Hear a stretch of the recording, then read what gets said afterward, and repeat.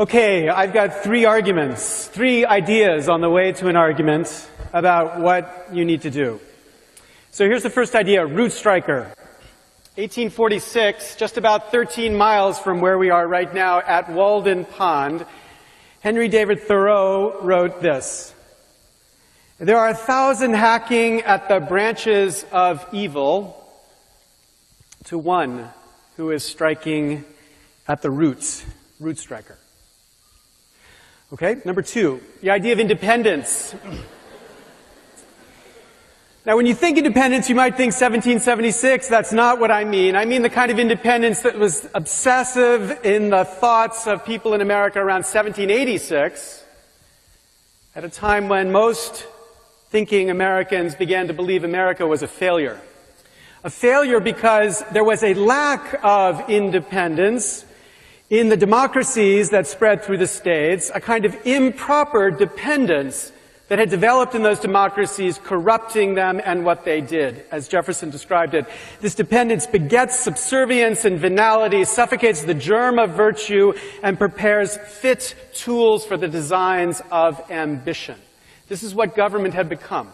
And what they sought was a non-dependent, independent government that could give the right answer for the right reason. The common aim of those founders of our republic were institutions, constitutions, against this improper dependence, but for a proper dependence.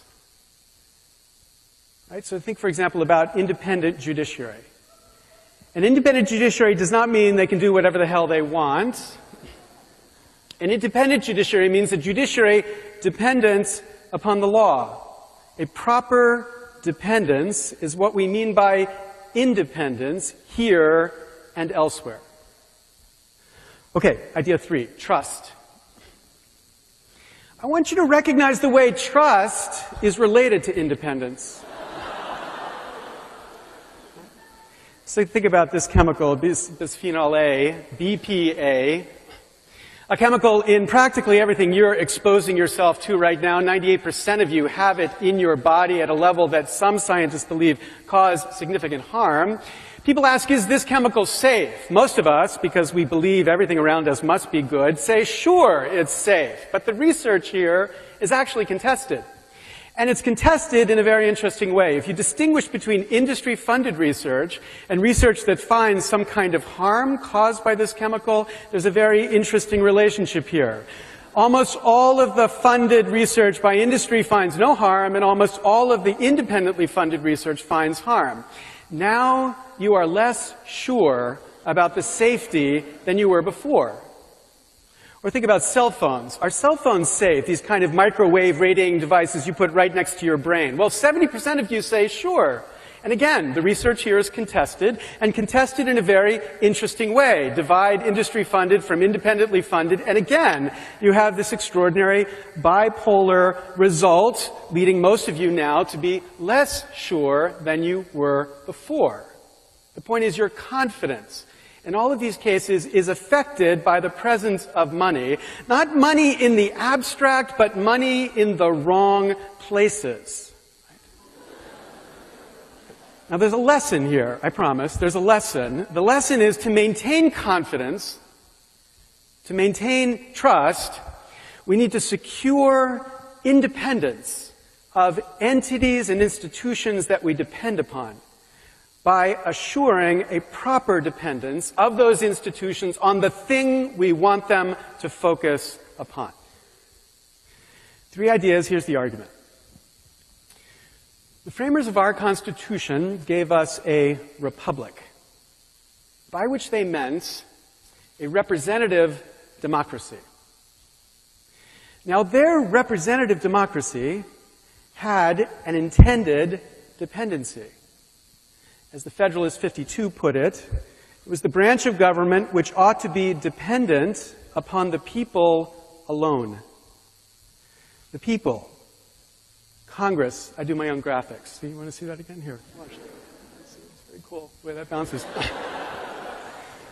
Dependent upon the people. Now here's the problem.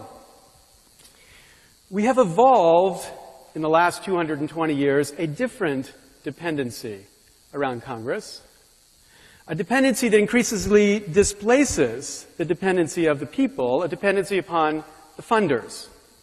Members of Congress spending between 30 and 70% of their time raising money to get back to Congress. They develop a sixth sense, an ability to understand how everything they say and do will affect their capacity to raise the money they or their party needs to get back into power. They become shape-shifters, bending themselves even in advance of a particular confrontation to make sure that they will have the opportunity to raise the money they need.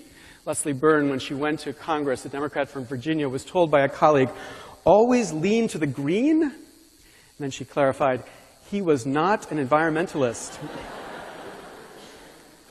Now the point is, this is a dependency too, this dependency upon funders.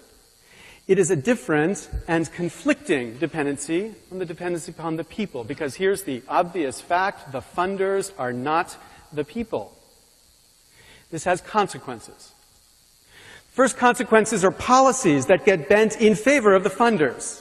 As Professor Geilands has characterized in an extraordinary study of attitudes between the wealthy and the not-so-wealthy, policy, when the attitudes conflict, strongly reflects the preferences of the most affluent, but bears virtually no relationship to the preferences of the poor or middle-income Americans. A vast discrepancy. And number two, this system of dependence has produced a lack of confidence in this institution, which is now profound.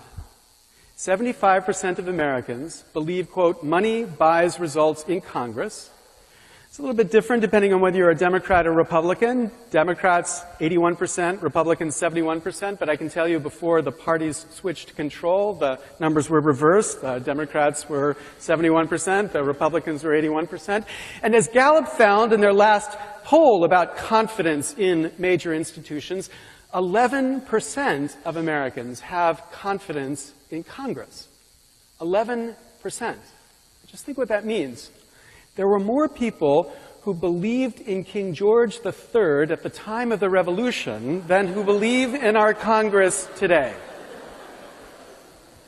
Okay, so what to do? What to do here is to strike at the root, to be a root striker. And how do you do that? Well, the first thing is to wear Keds. Look. Keds. Now, this is not a joke. This is serious. Keds, because Keds were created by this company, StrideRite, and this company was created by this man, a hero of mine, Arnold Hyatt. Arnold Hyatt's a humble guy. This is the biggest picture I could find of him on the internet. Very tiny little picture. Very loyal Democrat. In 1996, he was the number 2 Democrat contributing to the party, second largest contributor. So in 1997, President Bill Clinton invited him and 30 others to the Mayflower Hotel for a kind of fat cat dinner to explain to the president what the president should do for the remainder of his second term. Each of these fat cats stood up and explained something to the president. And Arnold Hyatt was the last to speak. We don't have a picture of him standing and speaking. I kind of picture it like this. But so he stands to address the president. And he says, Mr. President, I know you're an admirer of Franklin Delano Roosevelt. So I want you to put yourself in Roosevelt's shoes in 1939, when he came to recognize that he needed to convince a reluctant nation to wage a war to save democracy. Because Arnold said, you too, Mr. President, have to convince a reluctant nation to wage a war to save democracy. Not a war against fascists, a war against fat cats. A war against people like us. People who believe that merely because they have wealth, they have the right to direct how policy in America goes. People who believe that they have an entitlement to pick up the phone and get the president on the other side just because they've succeeded in business or in the arts. People who have destroyed democracy in America. Now, you can imagine in this room of 30 fat cats, after Arnold finished, there was a little bit of silence. The only published account of the evening recounts that President Clinton then effectively slashed Hyatt to pieces, humiliating him in front of this group. But I think 15 years later, we need to recognize that it was Arnold Hyatt who was right, not the president. We need to convince a reluctant nation to wage a war to save democracy.